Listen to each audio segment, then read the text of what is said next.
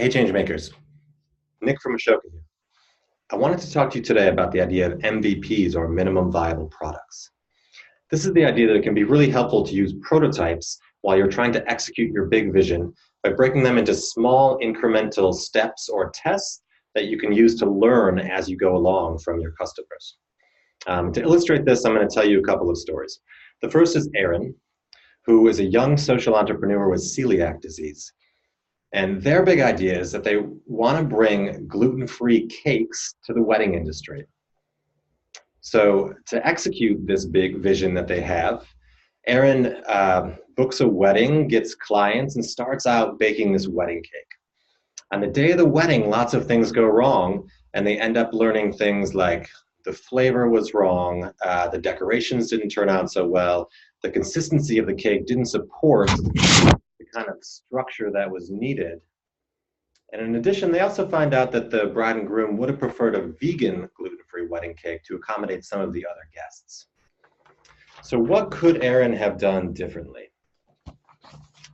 Prototyping and producing minimum viable products teaches us that it's good to use smaller tests of something that can simulate the product or service that you're trying to offer before the big day. So for an example, Aaron could have started off by baking a series of cupcakes that would allow him to test out the recipes and test those recipes on the customers that were going to be using them. That would allow him to learn as he goes along. Let's take another example.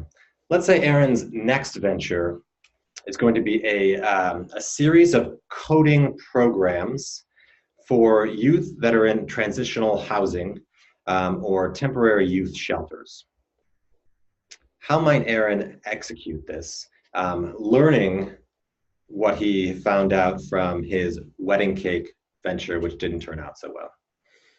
So, thinking about this idea of prototyping, this time, Aaron has a small focus group with just his friends who are the same age as the people that he wants to work with.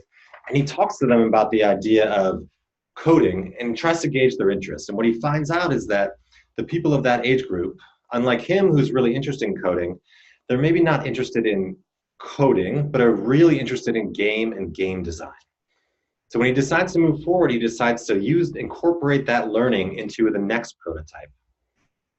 And before he gets to the big vision, which for him might be giving these classes for many students who are living in these youth shelters, he decides to do an intermediary step, which we can call the cake.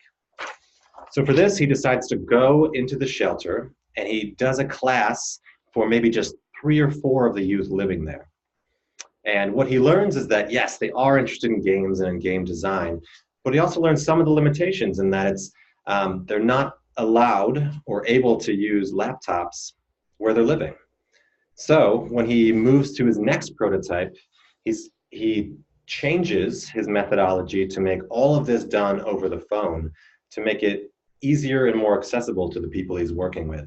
And he does this so he can build up to that bigger vision that he has of working with large groups of students.